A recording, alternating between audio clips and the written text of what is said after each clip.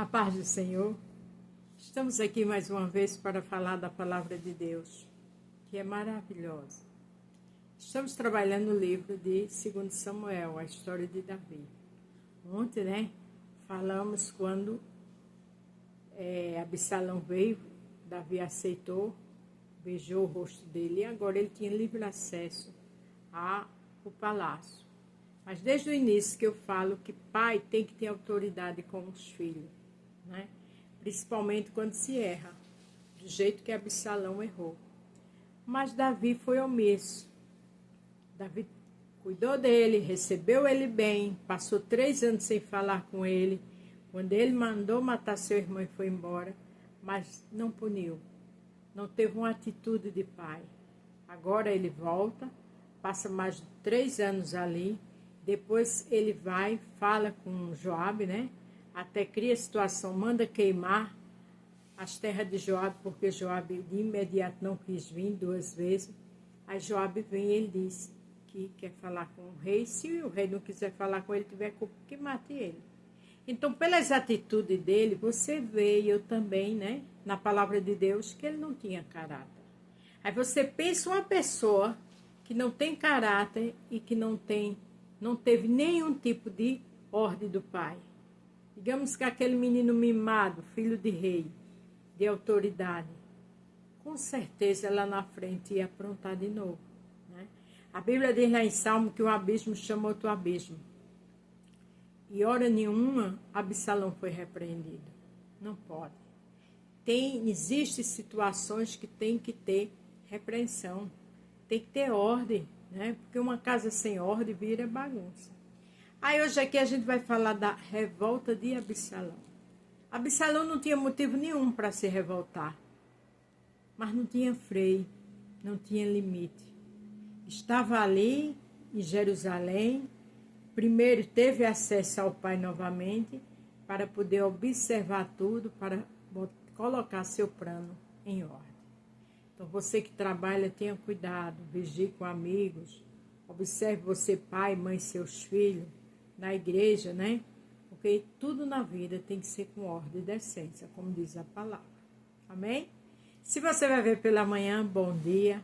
Se for à tarde, boa tarde. Se for à noite, boa noite. O tema é o mesmo da Bíblia. A revolta de Absalão. 2 Samuel 15, do 1 ao 12. Depois disso, Absalão mandou preparar para si um carro com cavalos e 50 homens, para correrem na sua frente. Veja o que ele fez. Ele mandou preparar um carro e 40 homens para correr na sua frente. Só que tudo isso tinha um projeto. Ele se levantava cedo e ficava no portão da cidade onde a entrada terminava. Quando uma pessoa chegava ali com algum caso para o rei Davi, resolveu Absalão e chamava. E perguntava de onde era. E quando a pessoa respondia, o Senhor, eu sou de tal tribo de Israel. Aí veja o que Absalão fazia. Absalão dizia, olhe, a lei está do seu lado, mas não há um representante do rei para ouvir o seu caso. Veja que ele ali ficava na porta do palácio, da entrada da cidade, já armando para um golpe que ele ia dar, digamos um golpe de Estado, né, no rei, o filho. Ali ele começou a conquistar, induzindo aquelas pessoas, dizendo que não existia uma pessoa, porque ele queria politicamente conquistar, para depois tomar o reino do seu pai. Absalão também dizia, se eu fosse juiz aqui, então qualquer pessoa que tivesse uma questão, ou um pedido, poderia me procurar e eu faria justiça. Quer dizer, em outras palavras, meu pai não faz justiça. Meu pai não age como vocês merecem, né? Gente, qualquer situação de uma pessoa como Absalão tem que ser punida. Tem que ter ordem para ele entender que ele tinha que ter limite e ele tinha que entender que ele errou. Independente do irmão ter estrupado a irmã dele, porque também começou pelo irmão, que Davi também foi omisso e não fez nada. Por isso que diz, um abismo chamou outro abismo. Um estrupou a irmã, o outro matou, né, que foi Absalão. Agora Absalão volta para Jerusalém, cria toda uma situação até chegar diante do rei, porque agora era um golpe final, um golpe de Estado, tomar o reino do seu pai. Veja que traição, na porta da cidade, fazendo política e já conquistando os eleitores. Quando alguém chegava perto de Absalão para se curvar diante dele, ele o segurava, abraçava e o beijava. Olha que traição, isso é coisa de rei, né? O normal naquela época era a pessoa se ajoelhar em autoridade, em respeito à autoridade do rei. Mas ele não, ele segurava, ele beijava, quer dizer, ele queria dizer que era diferente, que era simpático, que era humilde, mas não passava de uma jogada de mestre. Por isso que eu não gosto de beijos, de muita conversinha mole, porque nisso há traições, há mentiras. Absalão fazia isso com todo israelita, que ia pedir ao rei que fizesse justiça, e assim ele conquistava o coração do povo de Israel. Ele devia fazer de uma forma muito sorrateira, muito inteligente, porque não chegou aos ouvidos do rei. Porque algumas pessoas ali poderiam ter visto e comunicado ao rei. Mas a traição, o último a saber, é quem está sendo traído, não é verdade? Quando, 4 anos depois, Absalão disse ao rei: deixa ir à cidade de Hebrom para pagar uma promessa que fiz a Deus, o Senhor. Veja que 4 anos depois ele pediu ao rei para ir pagar uma promessa, ainda por cima usando o nome de Deus em vão. E conquistando Davi, usando a palavra, né? Porque ele sabia que Davi era um adorador. E também aqui também disse que foi 4 anos. 4 anos fazendo política. 4 anos conquistando as pessoas para poder dar seu golpe. Você tem ideia que homem perigoso? Quando eu estava morando em Jesus, na Síria, eu prometi que se o Senhor me trouxesse de volta a Jerusalém, eu adoraria em Hebrom, mentindo e usando o nome do Senhor. Ele era articulador, porque ele sabia que ele ia vencer o pai se ele dissesse que ia pagar um voto a Deus. Porque ele sabia da adoração que seu pai tinha, a responsabilidade com o Senhor. Era um servo do Senhor. Só que Davi pecou, porque eu vejo assim que Davi não tinha cuidado dos filhos, não levava os filhos para adorar a Deus. Olha o que aconteceu. É necessário que a mãe e o pai ensinem o filho o caminho que se deve andar. Se depois dele crescer ele se desviar, um dia ele volta. Mas a sua parte você fez. Agora, não ensinar o caminho do Senhor aos filhos, está errado. Eu era de outra religião. E minha mãe, quando eu era criança, forçava eu ir para a igreja, meus irmãos. E eu glorifico a Deus por isso. Porque eu já tinha a base da palavra de Deus. Vá em paz, disse o rei. Aí Absalão foi a Hebrom. Absalão não foi pagar voto nenhum. Absalão foi agir no golpe de Estado para tirar Davi do palácio. Agora, um filho, veja que coisa absurda. Judas fez isso com o Senhor, agora um filho com o pai.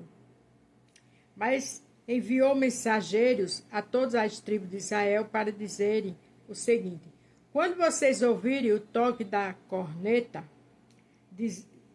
digam, Absalão se tornou rei de Hebrom. Foi 4 anos de armações, 4 anos de programas, 4 anos de projetos políticos, até chegar esse dia. Agora, ele fez muito bem feito, né? Ele tinha uma equipe muito perigosa com ele, porque 4 anos e ninguém disse ao rei. Será que esse rei era disperso com a família, hein? 200 homens saíram de Jerusalém com Absalão como convidados. Ele não sabia nada daquele plano e foram com toda a boa fé. Veja que 200 homens saíram com ele, tipo cortejo. Mas esses 200 homens não sabiam de nada. Estava ali porque era filho do rei. Mas ali já estava um plano todo projetado para colocar em ação. Gente, é muito perigoso. Nós temos que estar vigilantes. Nós temos que ter cuidado com quem anda perto de nós. Eu não estou dizendo que ninguém vai andar louco, não. Tem pessoas excelentes, maravilhosas, mas você não está livre de uma traição. Você tem que estar orando, como o próprio Jesus disse. Antes de Judas chegar, o Senhor pegou os discípulos dormindo e disse: vigiai e orai, porque o espírito está pronto, mas a carne é fraca. Veja que ele primeiro mandou vigiar para depois orar. E a gente tem que vigiar, ficar atento em todo lugar. Enquanto estava oferecendo sacrifício, Absalão também mandou chamar Aitofel, da cidade de Giló. Aitofel era um dos conselheiros de Davi. Assim, a revolta contra o rei ficou mais forte e os seguidores de Absalão aumentaram. Veja, um conselheiro de Davi, Absalão conquistou. Isso é que eu chamo de traição, não é verdade? Mas o traidor tem recompensa para ele. Porque Deus dá muita corda, Deus permite, mas chega uma hora que Deus puxa. Porque não adianta trair, não adianta mentir, não adianta armar, porque vai chegar a hora da justiça. Amanhã vamos dar continuidade a essa história. Aqui, Absalão estava observando tudo, planejando tudo, o terreno para dar seu golpe. Mas Deus sabia de tudo. Como também Deus disse que a família de Davi, né, a espada não ia sair da casa dele. Então Deus já encontrou no coração de Absalão maldade, mau caratismo.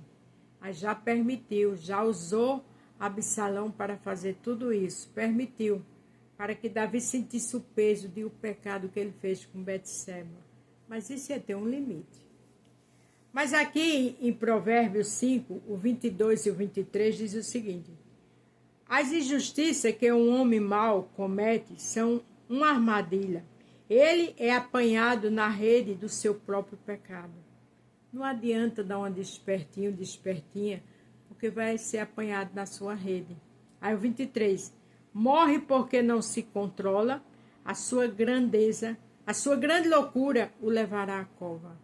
Quer dizer, não se controla, faz armações, maledicência, que diz que a sua loucura vai lhe levar à cova. Então não adianta imitar Absalão, não adianta viver com mentira, com fingimento, com armações, porque vai chegar uma hora que vai acontecer isso com quem imita Absalão. A injustiça que um homem mau comete são uma armadilha. Ele é apanhado na rede do seu próprio pecado. Morre porque não se controla. A sua grande loucura o levará à cova, à morte, né? A Bíblia diz que há caminhos para o homem, parece ser bons, mas são caminhos de morte. A Bíblia também diz que quem faz suas covas, nela cai.